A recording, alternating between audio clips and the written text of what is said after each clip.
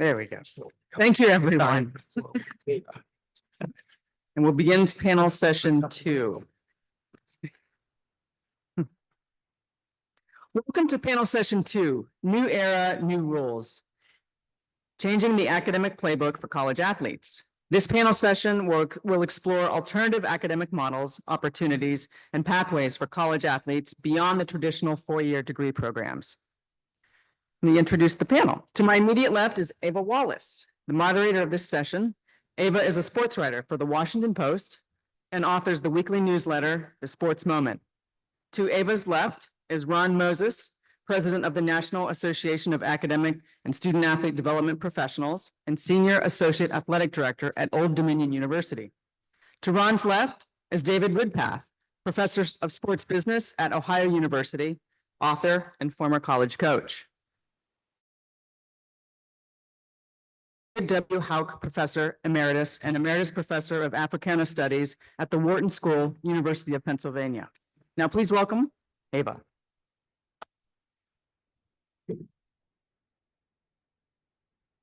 Thank you guys so much for having me. As someone who stopped taking math in high school because I went to journalism school for college, I'm absolutely delighted to be leading the academic portion of today. Dr. Moses, I want to start with you because you were hired at Old Dominion in 2019, is that right? Mm-hmm. Couple changes since then. How has your day-to-day as someone who caters to student athletes' welfare changed? Not even since 2019, but maybe since 2021. Yeah, no, I appreciate the question. It's changed immensely even since 2019, right? And definitely changed when we first started. When I first started in this profession, we were developing student athletes over the course of 4 years, right? You get them as a freshman, you develop them, you teach them competencies, right? Life skills, holistic development, things of that nature. But now we kind of find ourselves a little bit different, right? Obviously NIL is a factor, but what I always tell people is the transfer portal and the unlimited transfers, the immediate eligibility is probably a bigger factor, honestly.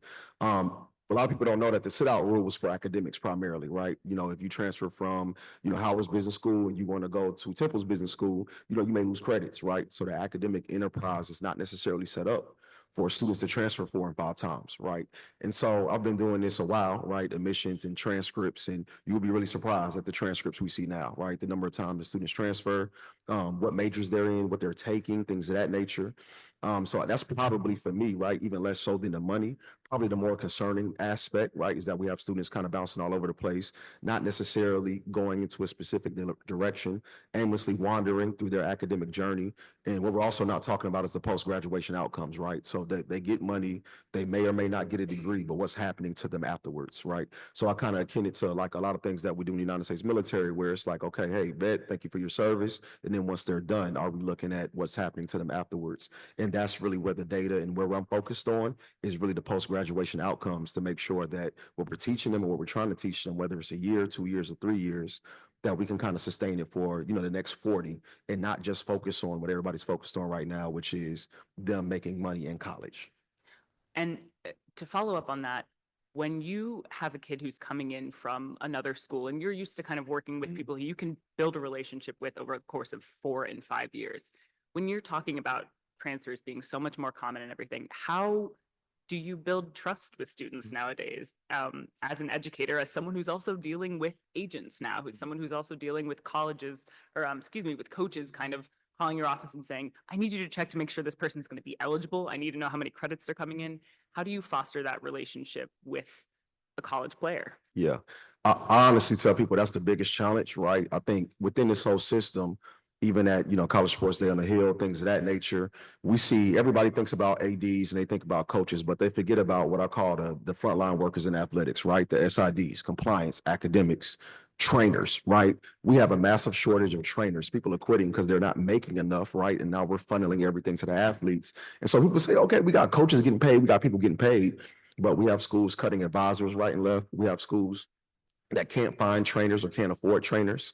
Compliance has to break down these transcripts or break down evaluations. So it becomes tough because a lot of times those individuals aren't a part of the negotiation process, right? So the student might have been promised a major that they can't progress towards degree-wise, they can't major in. or the student might have been promised a number, things of that nature. Now the trainer, the compliance person, the advisor is really dealing with it.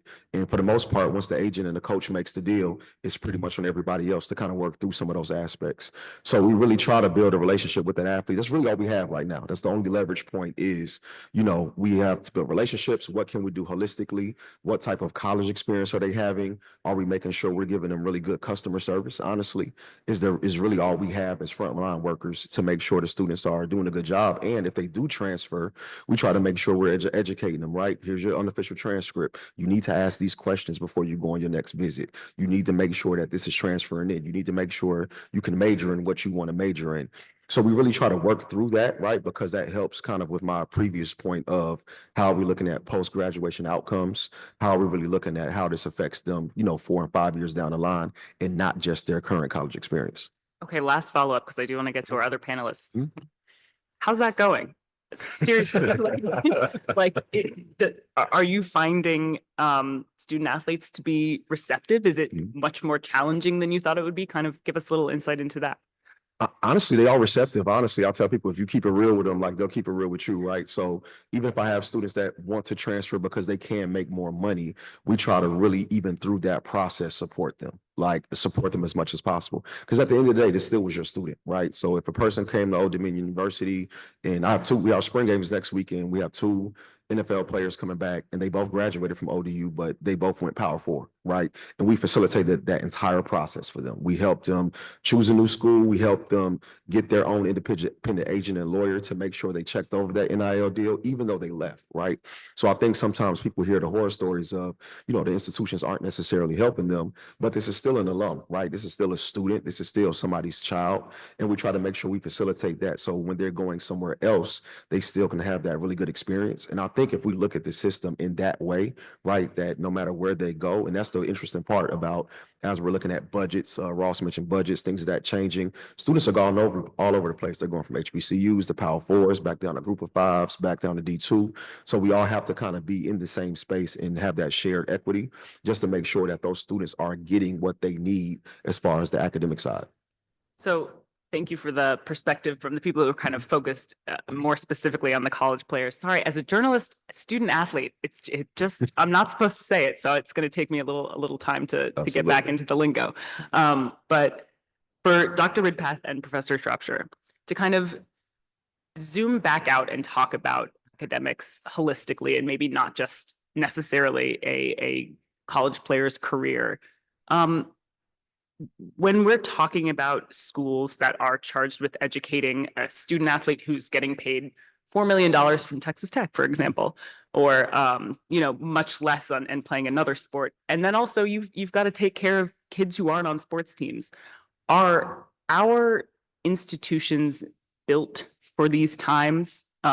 Is the current model set up to succeed in kind of this era of college athletics where you do want to still center academics and take care of all of the sports stuff and all of the revenue that brings in?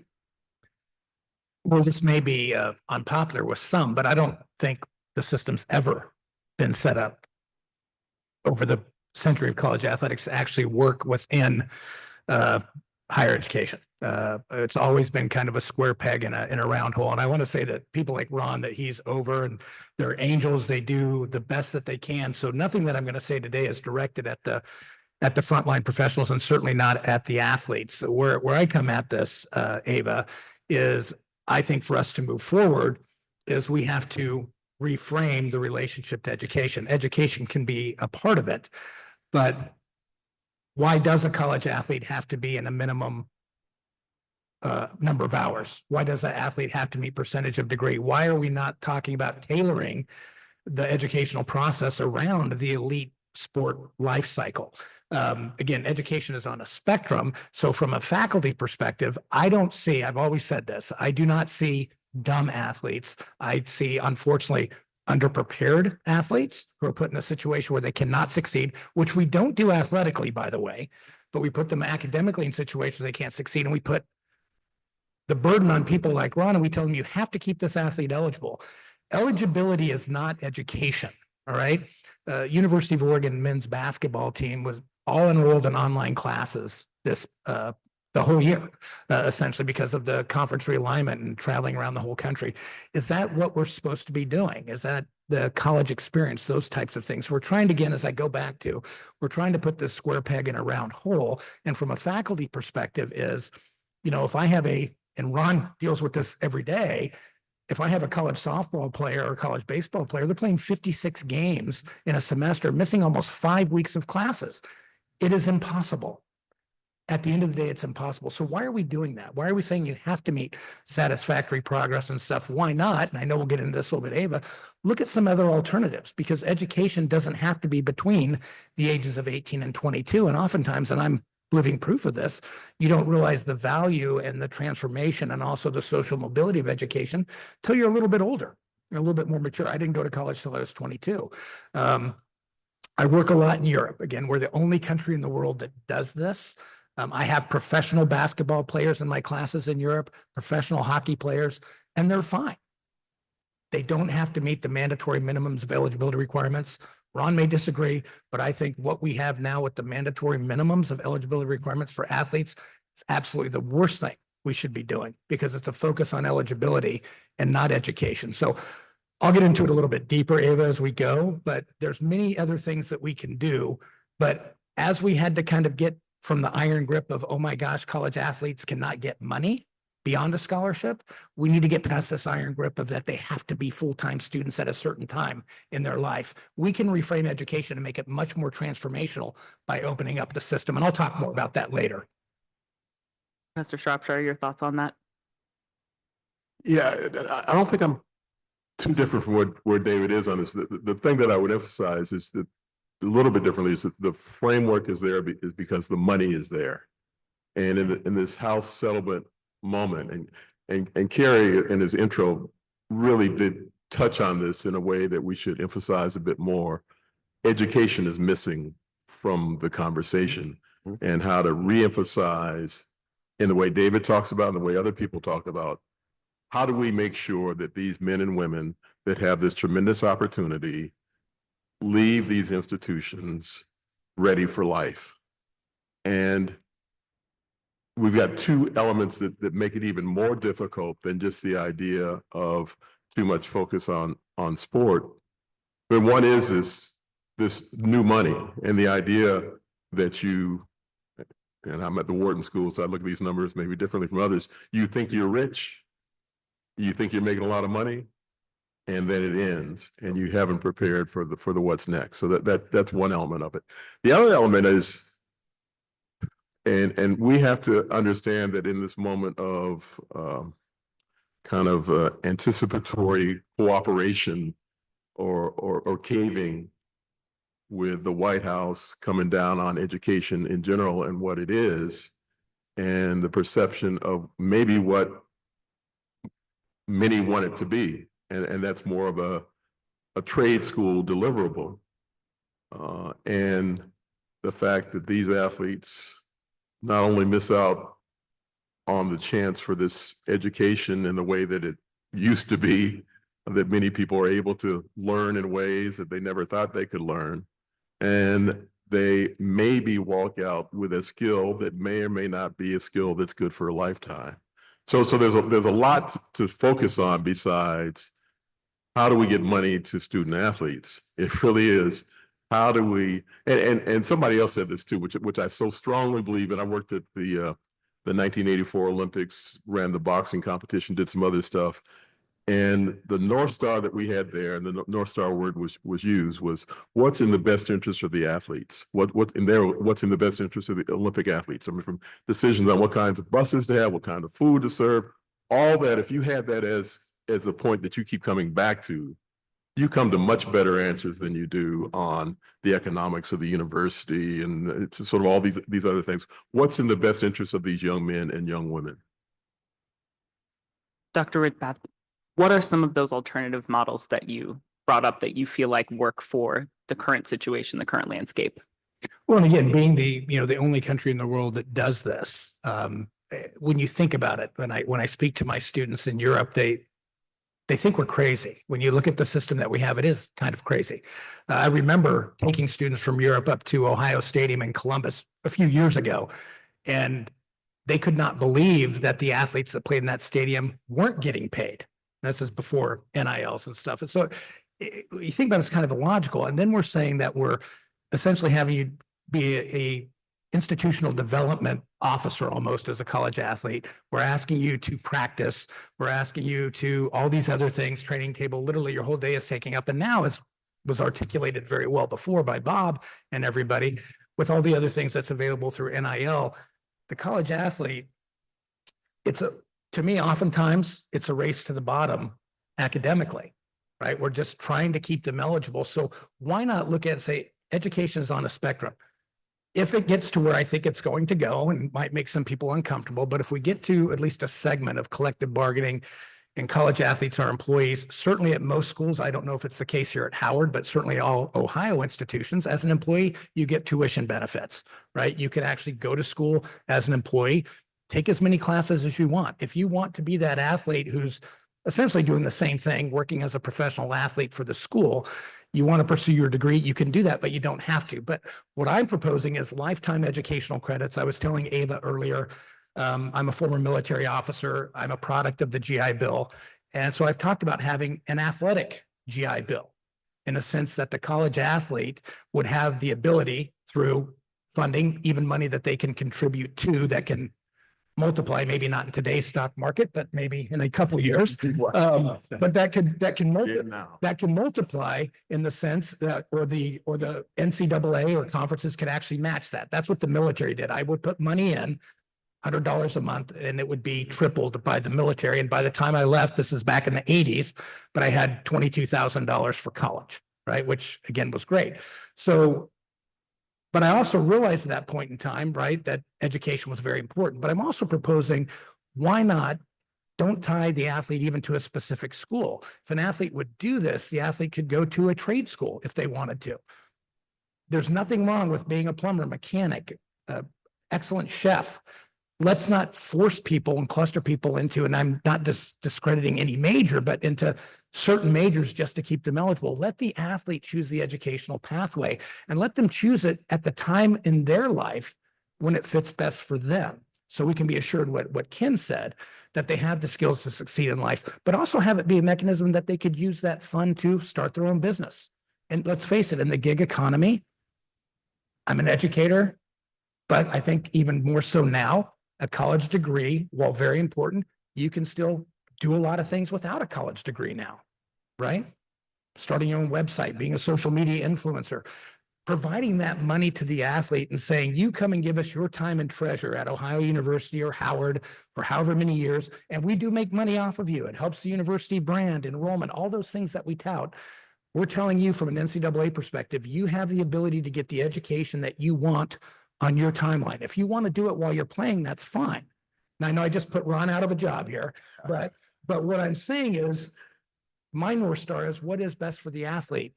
And what I will tell you, what's not best for the athletes are the ones that are tired every class they come into, the ones who are academically unprepared, but they're being shoved into something that they don't want to do. Let's face it, we go back, and I'm not picking on any school, but Texas A&M years ago, Richard Lapchick and I talked about this. 80% of their football team was majoring in poultry science. There's nothing wrong with poultry science if that's what you want to do. There's nothing wrong with sociology if that's what you want to do. But 80% of your team doesn't want to do that, period. And we're failing our athletes. And still to this day, and I haven't worked in college athletics in a long time, but I'm still seeing today as a faculty member, college athletes, and let's face it, other students too, but college athletes, I would say a higher percentage, that still lack requisite skills upon graduation to succeed in life because they were just maintained as an eligible athlete. And nothing against my friend and colleague here because they tried their best.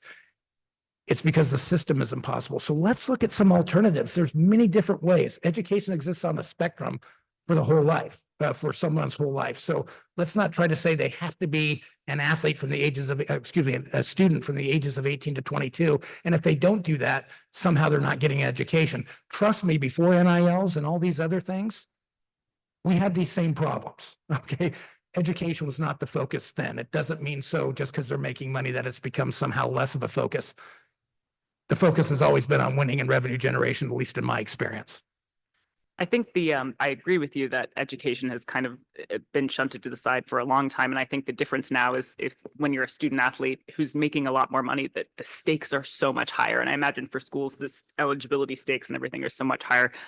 Professor, how does that model sound to you? Is that something that's a workable solution in this country, I guess? Definitely. And the idea of decoupling that 4-year period is masterfully the path you've got to think about. The idea of, and I've written about this, and let's say one thing too. I mean, this has been kind of an evolution in my thinking on this. I'm the number one person that was saying we shouldn't be so paternalistic in this setting. I mean, I'm very strong on you should be able to go to high school from high school to the NBA. So all this sort of stuff. I've actually revised my thinking on that, and maybe I've gotten a hold on it. Think about we need to be a little more paternalistic on some of this stuff. I mean, there is a time to think about, well, this thing's not working right. So we need to think about how to fix it. The idea of having academic boot camps before you get to college, the idea of having, with all these dollars, having some sort of heavy, as was discussed, counseling all the way through on what are you going to do next. I mean, the mentals on this are, you're not going to be a successful athlete unless you put everything you have into focusing on being the successful athlete. Finding ways to break that, to get people out of that athlete identity in a way that part of that identity is being successful after you've been an athlete. And then the whole idea of whatever version we come up with, lifetime scholarships, that you can always come back to complete this degree. And I've moved away from this too. I wrote this book, The Miseducation of Student Athlete, in 2016. And I used the phrase meaningful degree as this goal to be achieved. I've moved away from that a little bit in terms of, and just as society has, about, a college degree is not everything. So are there other paths that you can teach while you're in that space about how to be successful? And that might be the trades, that might be a number of different, how to be an entrepreneur. I mean, everybody that dropped out of Harvard is in Silicon Valley a billionaire. I mean, so how can you incorporate that into this thinking? So in my mind, if schools have to pay $20 million a year, whatever the number is, to commit some portion of that or add some number on top of that to think about this education piece, to me, is the way to begin to dream about how we can make this better, and from the lessons that we've learned about what hasn't worked. I found something that Bob said in the previous panel interesting, in that there's a lot of value in what athletes learn on their teams, in locker rooms, in hard situations, and losses and wins, things like that. Until we get to the point where we can kind of fundamentally remake the current educational system, Dr. Moses, are there things that you can do to work within the system? And by that, I mean, like, literally changing academic, not standards, but academic kind of checkpoints that you look for. You said that you're much more focused now on postgraduate outcomes. What are the things you've kind of found successful that can work within the system to recenter education or recenter somebody's experience while they're still a successful athlete? Yeah. In my opinion, right, as an educator, because I consider myself an educator first. I taught high school. I was in the military previously. So to me, college teaches two things: critical thinking and problem solving skills. That's what it's supposed to teach at the end of the day, right? You want to develop really good critical thinkers, not necessarily somebody who's really competent in one particular area, which is why you take well-rounded classes, or you should be. And then problem solving skills, right? Can this person have the requisite skills in any field that they go out into to be able to succeed? So I think for us, we look at it holistically now, right? A lot of it is a lot of holistic development. So what we do at ODU is a lot of the stuff now within NIL, within our rev share contracts, a lot of it is tied to behavior and growth of the athlete, right? So community service, if you make over a certain amount, do you have a foundation? Do you have an LLC? You have to pay taxes. we need to write some of these taxes off. We need to be giving some of this money to a foundation, right? Community service, things of that nature is what we're typically working towards. So we're really looking at them in a couple of weeks. We have an NIL/career fair. And so every company that comes not only is talking about employment and jobs, but we're also getting the athletes excited about NIL because each company will also do 2 NIL deals, right? But what we're doing is marketability, right? Do you have a good resume? Do you have a good elevator pitch? Are you speaking to them properly? Things of that nature. How are you really selling yourself to that company? What we're hoping to do is try to change behavior, right? So we want to try to change behavior and make sure they understand it's not necessarily all about the money, but we're trying to teach requisite skills post-college, right? So I don't disagree with anything that they said. That's the outcome, right? We want people to graduate and have really good post-graduation outcomes. All of my teams are over 3.0 GPA, right? And that's not because we've stopped focusing on eligibility a long time ago. It's about in the major you're in the classes you're in, are you not necessarily even about competencies, but are you putting your best foot forward, right? Are you managing your time correctly? Are you using the skills? Now, how they're getting it done now is completely different. They got all kind of tools and AI and things of that nature. So we're not necessarily sure how much they're, some of the stuff that they're learning, but we're making sure they at least have pride in what they do in some of their work. And that's the stuff we want to teach no matter what they go into, right? I have a bunch of my students now who leave us and they go to the shipyard, Norfolk Naval Shipyard, they go up to Newport News and they make a ton of money in careers that they didn't have to have a degree in. They go and work apprenticeships, right? They go and do HVAC, they start companies. So again, did we teach them the skills that they can go into any field that they want to, whether it's coaching, whether it's HVAC, whether it's plumbing, and they can run a company, understand taxes, understand not only the financial aspects, but how to solve problems and understand as a service provider or whatever it is that they want to do, that they've kind of learned that in college to be able to apply that in the real world. Dr. Ridpath, what do you think about those? I don't want to call them half measures. They're not half measures. No, They're kind of meeting Right. halfway between what you two down there want to get to eventually and what kind of the reality is for student athletes these days. Well, and I think it shows what people like Ron you have to do on a day-to-day basis. Again, like I said, they're angels, but they're also adapting.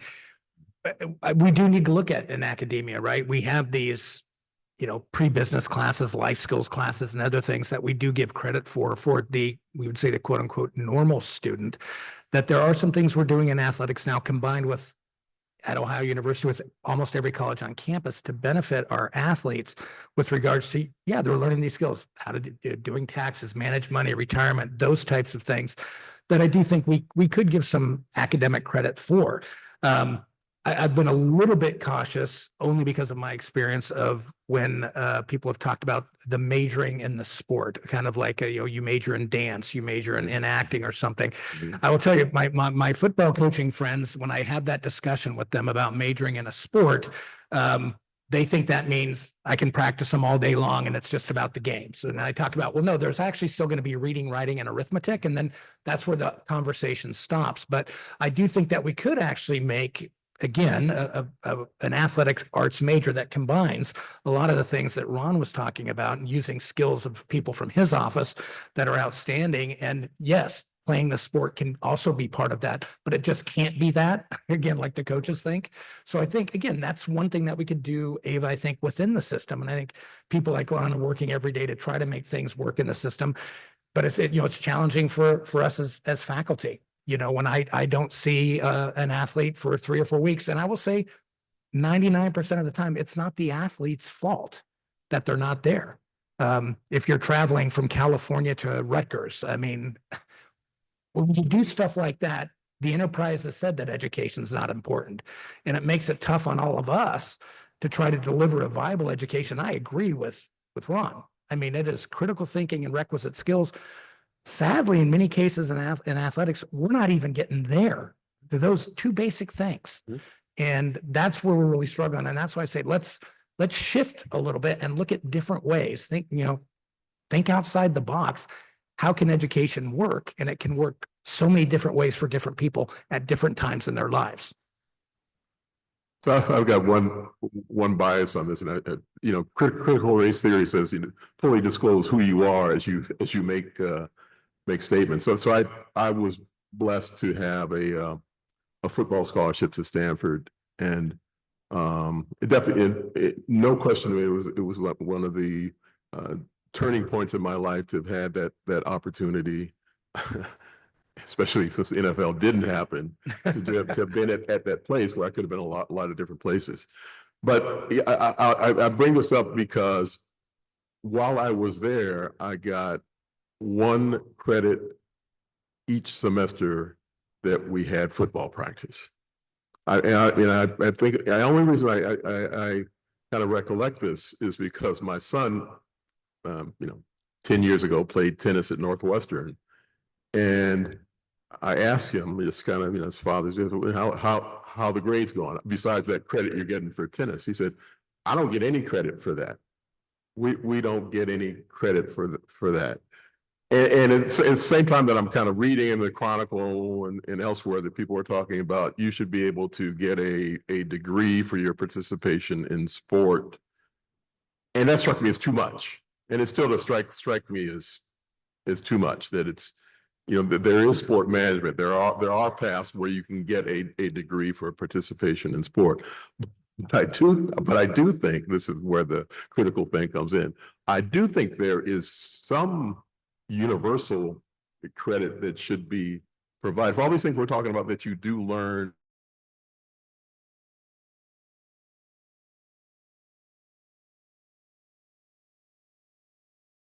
You get for the time, the things that you learn in that moment. I mean, that's another kind of universal incorporation that I think could be very valuable, but not to the extreme. So there's some balance into there.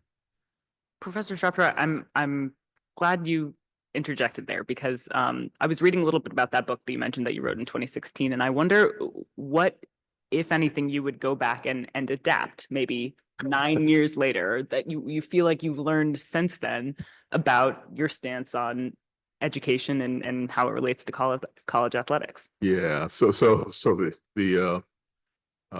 written, fortunate enough to written a dozen books or so, and never go back and read any of them. I don't want to know what I said. I don't want.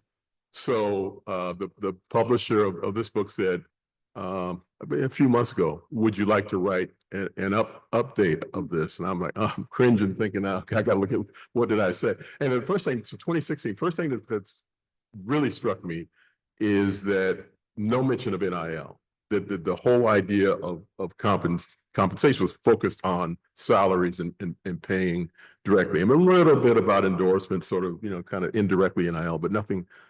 So to think through that a bit more is one of the things that I would look at and make sure that compensation, because NIL, the original NIL was the marketing versus recruitment NIL, and it's all kind of melded together into this one thing. So it is something to think through. But from my quick gut-wrenching reread of my work, we did have kind of 12 principles that we said. I think we called it a manifesto. We might have changed that word to revise college sports. It is largely the kind of thing that David's talking about. This whole idea of money is fine, and many of you are too young to have gone through this whole thing that we endured about this whole amateurism, and we got to hold on to all that stuff. So we finally gotten past that, 98% of us. And now we are in the space of, well, how we have this in that book. I have a quote from Gene Smith, which still sticks with me. So think about this is 2015, 2016. He says, we have this tremendous opportunity to reorganize college sports at this time. And that's really what we need to capture more fully. And that's really what I would focus on some more. Part of it was I feel like, you write these things, you say, maybe I didn't write it loud enough. Part of it, the cry to say education should be incorporated is there. Part of what's not there, and I think what we should all be able to work on more now, is how do you really fix it? Okay, now we're not worried about the money part. How do we make the whole thing better? So that's what I would do should I really decide to do this rewrite of this thing. And I'll say, as somebody who was asked to do an update on my 2018 book, which had some similar things that Ken talked about is, I just wanted to capitalize on what he said here is we just don't have an opportunity to reorganize college sports.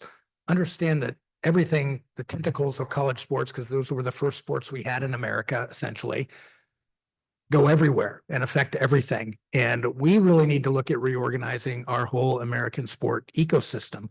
I mean, it is kind of, again, crazy, I use that term, but kind of maybe misapplied, that we are essentially funding about 80% of our Olympic development system within the educational space. And most of that is being funded by two sports that's primarily populated by African-American males. And that needs to be talked about. Our Olympic Committee is the only privately funded Olympic committee in the world. So we also need to look at, hold on a second, should intercollegiate athletics be our primary elite sport development model for our international teams, even for our professional teams? So as a country, we have to look at that too. And as I call, doing those alternative sport development models will also take stress off the educational system. Hey, can I say, and just the one real thing to add to that, you mentioned the presence of African Americans on these campuses. But the one thing to really zero in on now that I would incorporate as well is with the affirmative action ruling that we had now a couple of years ago. It is imminent that we address the issue of, well, who are the Black men that are on predominantly white campuses now? Are we revolving back to a moment where most of the Black men on those campuses are athletes? And what does that mean? And are we addressing that issue properly? So there's a whole ecosystem of stuff that we need to think about, because again, in my day, I'm walking around campus and somebody says, what sport do you play? I'm not fully offended by that, except, they caught me. Yeah, that's primarily how I got here. But we evolved away from that moment, and to devolve back to that, there's a lot that's there as well. I'm glad you brought that up. That leads perfectly into my next question in terms of when there is a House settlement and things are finalized, what further effects do you guys see trickling down into the education part of college athletes? Kind of something that I think about, and something that certainly the previous panel talked about, was the widening of those gaps, not just between student athletes and students on campus who don't play sports, but between different types of student athletes. How do you kind of address that or get ahead of that? Is that something that you see becoming an issue at all, or am I completely off base? Take this one first, Ron. Yeah. To piggyback on what they said, that's honestly probably my biggest worry, right? That the one particular group that we're struggling with high school graduation right now, we're struggling with literacy rates, we're struggling with getting them in college, period, is the one that we're saying, like, okay, hey, you're going to make all this money and it's great.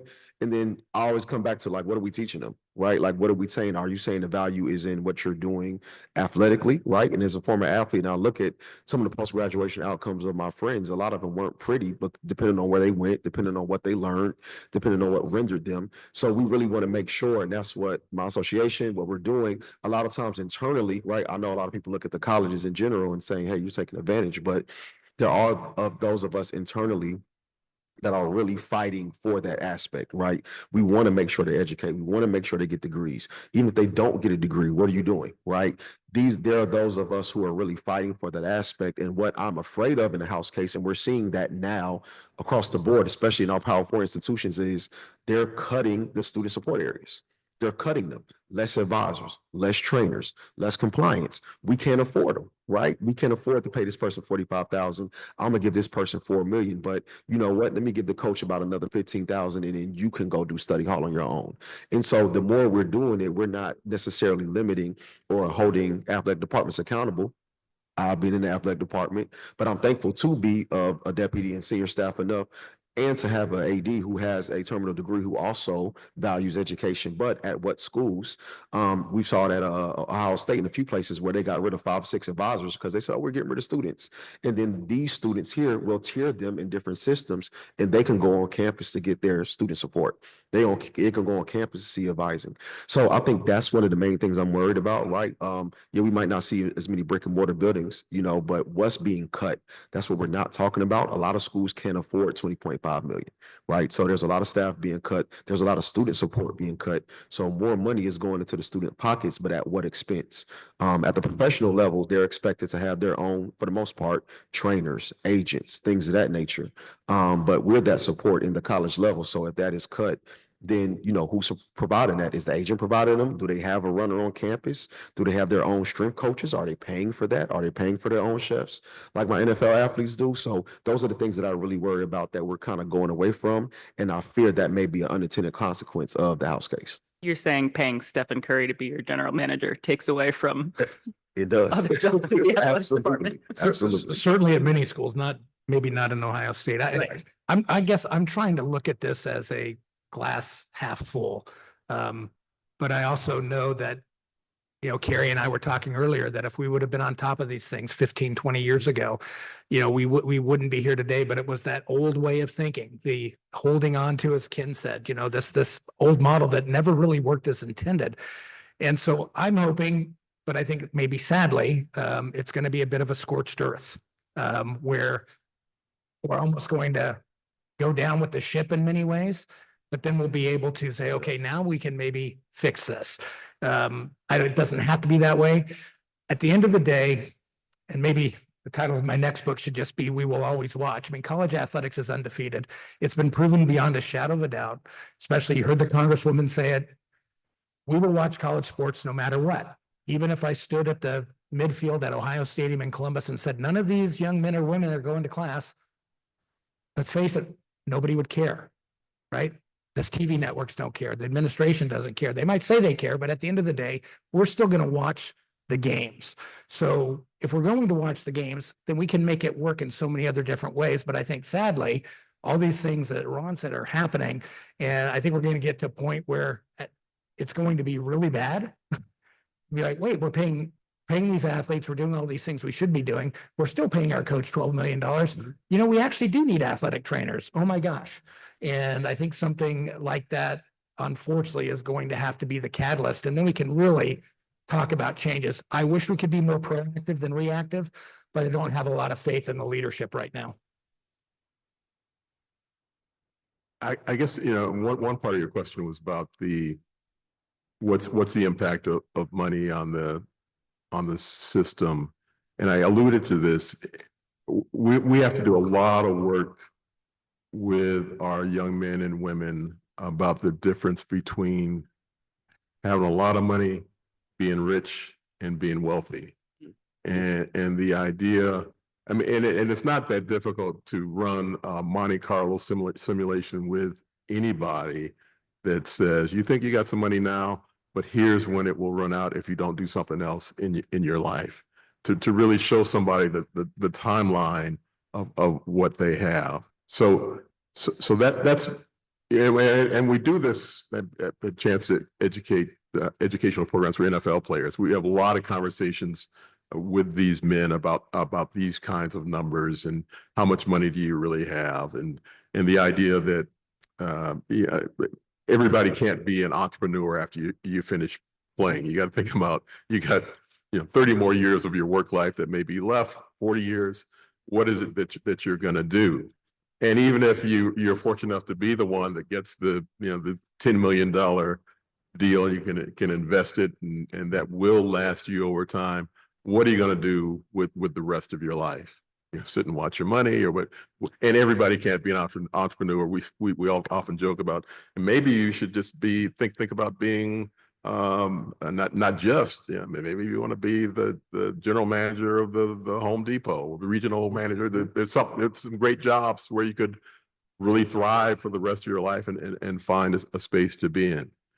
The other part of it is kind of jealousy and people being upset about who's making what money on campus in those moments. I think it just evolves to fairness, which also begins to get us into Title IX a little bit too, to make sure that the opportunities are there for everyone to be successful, that everyone has the chance to make as much money as the next person. I always joke about I was evolved from being a third or fourth string offensive lineman for 4 years. I was in some sense glad to keep getting my scholarship check and staying out there. And if the 1 and 2 were getting paid, that would have been fine with me. I mean, it kind of, the market kind of settles out if you let the market play itself out. So I think with continued force for Title IX, I think that's the one element that can be the most problematic if we go back to some of the old, Senator Tower kind of conversations about football as king. I think it can work its way through over a period of time. My last question to all of you, and all the student journalists in the room will recognize this one. Is there anything I didn't ask you that's central to this conversation that you want to make sure we bring to the fore before we go to questions from the audience? Yeah, I would say, honestly, everybody's important in this, right? I don't want to skirt that fact. Everybody's important. So I think, even this year in our organization, the N4A, we work with the Drake Group, we work with the Knight Commission, NCAA Committee on Academics, we were at AFCA, we're at everywhere in different places where people would say it's adversarial, right? I have athletes.org, one of the collective bargaining associations. They're coming and speaking. They're going to be one of our keynotes at N4A this summer, right? So I'll look at it as like, we don't have to be adversarial. We all want the best thing for the student athletes. And sometimes, good conflict is, it's the best outcome, right? So, and also, right, we have students here. We have a bunch of students here that want to work in sport. So they want to work in sport. We need them to work in sport. Jobs are being cut. People are leaving. People are being underpaid. Graduate assistantship positions are being lost. Internships are being lost, right? And so we're going to look up a few years from now and realize the pipeline to ADs. ADs are retiring right and left. We might not have people to be able to replace them. So we want to make sure that everybody is here and in this system and understands, like, it's going to take everything. We need journalists to challenge. We need professors of research to research and tell us what's going on. We need them to be able to hold administrators accountable. We need them to be able to help student athletes. So the ecosystem is important. And to that point, I do believe some of this is good, right? We've been having tons of arguments between my donors, my AD, everybody down there trying to figure out our rev share plan. Tons of arguments, tons of going back and forth. And every single time we come out of the room feeling a lot better, right? Okay, hey, we addressed this. We needed to address it. I understand your position. You understand my position. And now we came out a little bit more on the better side. And ultimately, we want the best for the student athletes. And then the other thing that's really driving it is everybody wants to win at the same time, right? So we can't skirt that fact as well, right? So if you're going to put a team out there, you want to put the best team out there. So how can we put the best team out there? How can we be fiscally responsible? How can we make sure that we are educating the student athletes? And how can we make sure we're setting them up for life to that standpoint? Those are all things it's not going to work overnight. But I do think, you all coming to things like this, being in this room, having a conversation, regardless of your position, this is important for us to move forward. Yeah, and I think, I've covered many of the things I wanted to say, but I do think that I watched a panel that was up at Ohio State a couple of weeks ago. People on here, people were on it, you might know: Matt Brown, Andy Schwartz, Armin Katayan, and one of the questions was asked, where do you think this is all going to end up? And Matt Brown said, nobody knows. And my response was, just in my head, listening to it, was, I know where it should end. And I do think we have to embrace the change and not fight it, and be understanding, right? That we've decided to create this business within the educational space, and it is a business, a multi-billion-dollar business. And the athletes deserve a seat at the table. They deserve a voice, at least at some level. For the rest of us, and Carrie and I had this conversation too, compete at a level you can afford and sustain. Not everybody, and maybe even what Ross said, with what happened in the men's basketball tournament, not everybody is going to be Ohio State. I don't even know why Ohio University is attempting to play in the same sandbox athletically as Ohio State. We're great in many other ways. So I talk about things that we should do, like, let's get rid of NCAA sport minimums. Let Old Dominion choose. These are the 4 or 5 sports that we're going to be excellent in. meet Title IX requirements and everything. These athletes are going to get paid as employees. And then we're going to take another segment of sports that might be a Division II model. The rest will be Division III or club sports, right? We can develop excellent athletes in the club sports system. We've actually had professional hockey players come off our Ohio University club hockey team. So there are so many other ways in the sport development ecosystem that we can still use the educational space as an option. And I just think, again, and I had mentioned to the young lady also who was wondering about working in college athletics, we need new ways of thinking, and we need to, as they're friends of mine, we need to usher out a lot of the old ways of thinking and move forward in the sports ecosystem. And education can be a part of it going forward. We just need to do it in different ways. Just two things. Recently became emeritus, supposed to be retired and all that kind of stuff. But I've been reading a lot of stuff, a lot of books about the university and what the university is supposed to be. And I figure I spent most of my life in this thing. How do you make it better, including this student athlete piece? And there's a lot of, Vasovsky, there's a lot of great books. Both at Arizona State, there's this book, The New American University, by Michael Crow. One that I just finished rereading again, it's by a guy, Will Bunch, who's a op-ed guy at the Inquirer. It's called After the Ivory Tower Falls, and it goes through this whole history of what the university in this country, it talks about past universities, what it's become and how it became what it is. It actually talks a lot about the men that came back from World War II with the GI Bill and how that evolved into a space from more of a before World War II, it was this elite 5% of the country went to college and got these degrees, and then after World War II, it was more of this trade school kind of place, and then kind of leading into the 60s, this kind of, wait a minute, what's going on at these universities? That whole concept begins to develop. So I think we really have to have that perspective in the way that we think about this. So that's an important piece. I think everybody that's really concerned about this should spend some time with. The last thing too is, and we kind of joked about this idea of using the phrase student athlete and where should we go with that? And I kind of bite off of Michael Crow's book, New American University.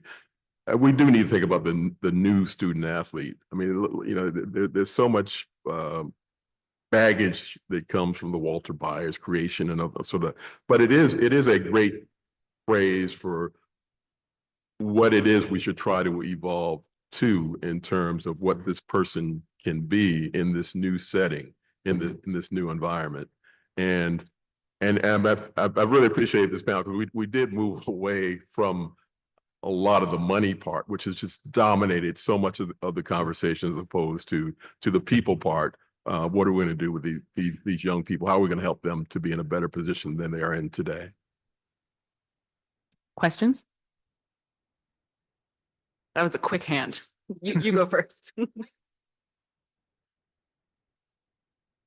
Oh, thank you.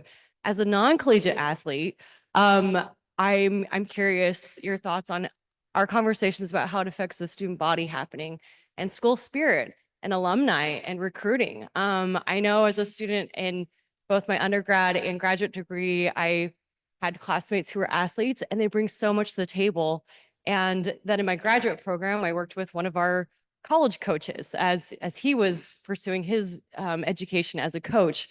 And then as a working person, professional, having colleagues who are athletes, and they bring so much to the table and culture, from values of teamwork and humility and hard work ethic. And I feel like former athletes and recreational athletes are some of the best people to work with as a working professional. And so I hear some of this and I feel like we need them in these places. And so just curious to what level conversations are happening about how it affects student body and morale, and again, alumni relationships and kind of school spirit, and then down the road as well. Yeah, I'll start if that's okay.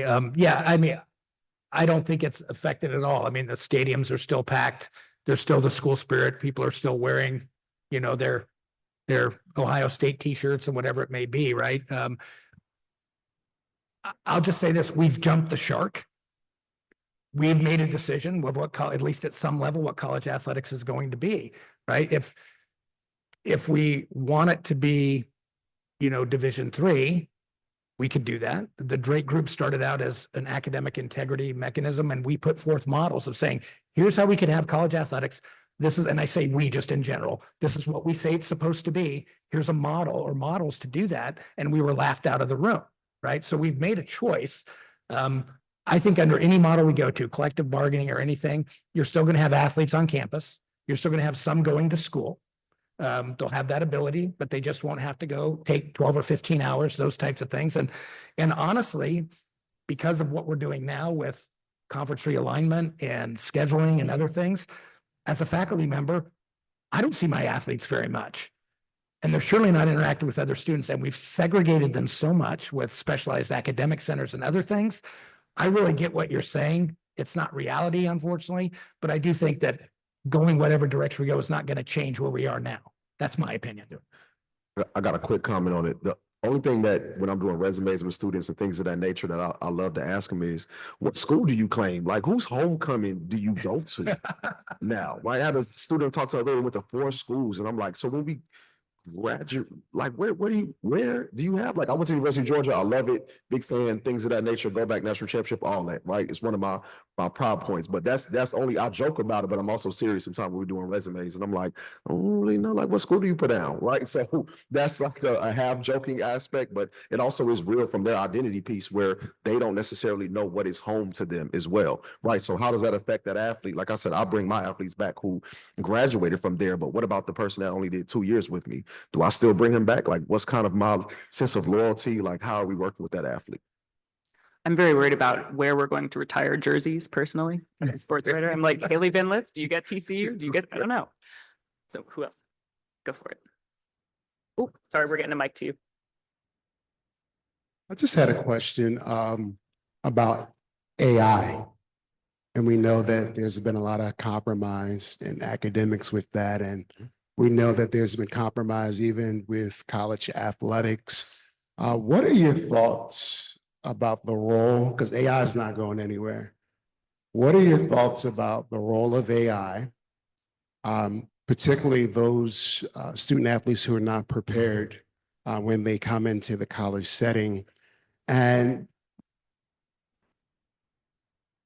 what do you believe administrators, faculties have to do regarding policies in this particular area? I thought there was going to be no math. This sounds like a math kind of question.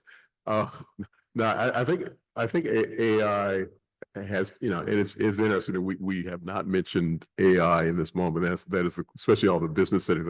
It's the cool thing to do to make sure you incorporate AI into everything that you're putting forward. So I think all I can say is I think that certainly has to be in the contemplation as well. That you're not prepared going into the world unless you fully embrace AI. And we at the business school, as I was leaving, they appointed a vice dean of AI. So that's when I knew it was very important that you have, that you're focused on, that you think about what should be incorporated in classes and otherwise. But again, that's just like being a student on campus, and how well does the campus deal with that issue? And athletics has to incorporate it as well. And I think from a faculty perspective, going back to what Ron eloquently said, critical thinking and requisite skills. But I will say, as a professor, I'm using AI. I'm using AI in my research. There's some really good things about it. We have policies and some instructional modules to help athletes, and we tell them, if you're doing an assignment completely AI, it's pretty easy to figure that out. It's still with Turnitin and those types of things, and AI still has some inaccuracies. But I do worry from an athletic perspective, right? When you're traveling so much and the conference realignment, all those things I've mentioned, that it'll become too big of a crutch. I do think it's something that we can use. But again, at the end of the day, what I tell our students, you need to be able to speak. You need to be able to interact. You need to be able to negotiate, problem solve. You need to be able to write on your own. Correct. And so I try to push that. But at the end of the day, the individual is going to have to police themselves. Yeah, I'll correct. I agree with Doc here. Is we our president really tries to lean into it, right? So how are we teaching it at the faculty level, at the university level of you need to write an 8-page paper. Students typically are confused and they have brain farts about what I'm writing. Well, you need to outline. Here's the topic, here's the outline, but you need to use your own words. You can use it as a research tool. So a lot of our professors are trying to teach them how to use it as a supporting tool, but not a copy and paste tool, right? Because there's so many different things now. Like didn't even know Socratic and all these things, and they take pictures of their math homework and it spits out the stuff to them. And I see all kind of wild stuff that it evolves even as I'm realizing that I finally catch on to it. So for some of the aspects to that point, you still have to speak. You still need to be able to write. You still need to be able to do some of these aspects. Can AI help structure your assignment, your thought process, things of that nature, but it has to come from you. So we kind of try to teach those things instead of saying like, oh my God, don't touch it, don't ever touch it, because we're using it, right? Our president is asking us to use it. We're using it in the companies, things of that nature. So we try to teach them that aspect. And on top of that, teaching Word, all these other office suites, things of that nature that students have seemed to not know how to do anymore, right? Use Excel, Word, Google, things of that nature. So we're just trying to teach those aspects. This gentleman had a question. Good morning to everyone. My name is Robert Clayton. I have a question for you. I smiled when David said, I don't know why Ohio University is in the sandbox with the Ohio State University. Oh, I'm an old school guy. It used to be that freshmen were not eligible to play varsity athletics because university faculty and presidents felt it was important that first year for those individuals who came there to play athletically to become acclimated to the learning environment. That all changed in the fall of 1973. I'm an old school guy. And the cover of Sports Illustrated was Walter Luckett. Yeah. I know you know. Famous Ohio University basketball.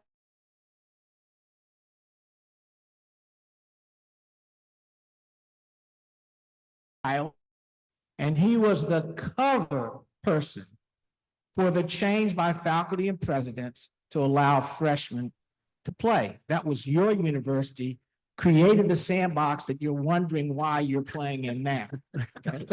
You're correct. I know I'm correct. So the question I have for you all, and this is collectively and for the panel, would there be a challenge on your campus if we refer to student athletes as scholar athletes, not student athletes, because we don't refer to any other activity as being student hyphen that activity? Would there be a challenge on your campus if you refer to every athlete who came to your campus as a scholar athlete? And what would be the challenge? And what would be the concern if you did not remessage that person as being there for scholarship first and activity second, as you do any other individual that comes to the campus? Well, I have to be honest, and thank you for bringing up Walter Luckett and the university. But yeah, I mean, again, one of our core Drake Group issues going back to 2001 when we started was actually to bring back freshman eligibility, to not have segregated academic centers for athletes. But one other term was one other goal was retire the term student athlete. And also for me, I would say even scholar athlete. It might sound a little bit better, but I'll just be honest with you, and it might make people uncomfortable. It is not a term of endearment. It is a term of control. It has been a term that has been used as a way for economic exploitation and as a crutch to be able to say, well, guess they're not workers. They're not here to make money. They're here to be students. But yet, even well before NIL, I'm old school too, all these things were going on. Like Jimbo Fisher said famously one time, NILs have always existed. We just didn't talk about it before, right? So for me, the messaging is they're students. And I don't think any hyphenated term is something that we should be using, because even if we said scholar athlete, some of my friends in the business are going to capitalize on that and say, that's why they shouldn't be employees. They're here to get a degree, when that might be the goal of Ron, me, Ken, and others in this room. It's really not the goal of a lot of people. They're there to get them to play, to make money and win games. So for me, the long answer is no, I don't think it changes the paradigm at all. we've got time for one more, I think, if anybody has one. Go ahead in front. How y'all doing? My name is Michael Brakely and I'm a sports management major. My question to y'all was, do y'all think that the new age of NIL has negatively impacted amateurism in college sports? I'll just go real quick. No, because amateurism as a construct in college sports, in my view, and this is what I study, has never existed, ever. And it certainly, you can make the argument if it did exist, it stopped existing in 1953 when the scholarship was awarded, right? Because true amateurism would be if we got together and went out and played touch football, right? That's amateurism. Amateurism has been a fluid concept. It's been whatever the NCAA has said it is over 100 years. I don't think it's affected anything because going back to my Jimbo Fisher comment, college athletes have always been getting paid. It was not some type of educational pure utopia before, as painful as that might be to hear. But that's when I worked in college athletics, when the rules were very strict. College athletes were getting paid. Varsity Blues was happening, all those things. And, you know, in the end, I don't think it's changed anything except for the better. It's more fair for the college athlete, and that's the North Star. What is best for the athlete, and they should be compensated. I think it should be beyond NILs, but this is a great step in the right direction. Ken will remember, Ron maybe too, it was a huge fight just to get the stipend on top of the scholarship. Cost of attendance. Yeah, I mean, that was, you would have thought we were asking, to burn down an entire city. A stipend on top of a scholarship. Ron, I don't know, ROTC gets that, honors gets that. There's all kinds of scholarships that offer that, but yet that was looked at as something awful. Now we don't even talk about that anymore. Now NIL is the boogeyman. Not so much anymore. Now it's collective bargaining. It's just, we evolve because I go back to what I said just a little while ago. We're going to watch no matter what. So it doesn't, in my view, affect anything. We're going to watch the games. Yeah. What I think it has affected is, I think it's affected the athlete identity index in a negative way, right? I have student athletes that if they don't transfer, their parents and everybody pissed at them, right? I have students who feel like they have to. And I know we have a panel with mental health coming up soon, but this is affecting their mental health immensely, greatly. We do have parents taking a lot of their money. We do have athletes that feel like if they don't transfer, they're going to be disowned by their friends. We do have people that feel like they have to move every year, right? So if there is any negative standpoint, it is from that sense of everybody's telling them leave, right? Leave, every year leave. You can have somebody that's right here at Howard and they can be perfectly fine and everything's fine. And every single person around them is telling them you need to leave Howard, right? So how has that affected you? You're perfectly fine at Howard. I deal with all the time, every day. Students typically, before they think they're about to transfer, they come to me first. And my mom is telling me this. My agent's telling me this. My AAU coach has called me, right? And it does. We've sent people to the therapists. We've sent people to counselors just to be able to say, I want to stay, right? Just to be able to rationalize that they want to stay. Or if they want to leave, right? Because now leaving is a lot easier than staying. Where back in the day, leaving was really hard because you had to sit out. There wasn't a transfer portal. Compliance gave you a list of schools you could contact. So now I think we've created a system where we're telling them, right? And if they want to leave, that's perfectly fine. But I don't feel like we should be creating a system where we're telling them you have to leave every year if you're happy where you are, right? And it is affecting them mentally and it is affecting them long-term, right? And those are the things that we're trying to be able to create that system to where they do feel safe and they don't have to jump every year, right? Because that's the ultimate goal. We want them to get the benefits, but we want them also to feel safe. No, I fully agree. I mean, the one thing that I always tell people to keep in mind is that NIL rights weren't granted, they were reinstated. I mean, it's always been something that's been there. It was essentially taken away. So that's a frame of mind to have about it as well, that it should be there. With that, we're at time. Thank you three so much. I could Thank you, listen to Ava. you guys all day, honestly.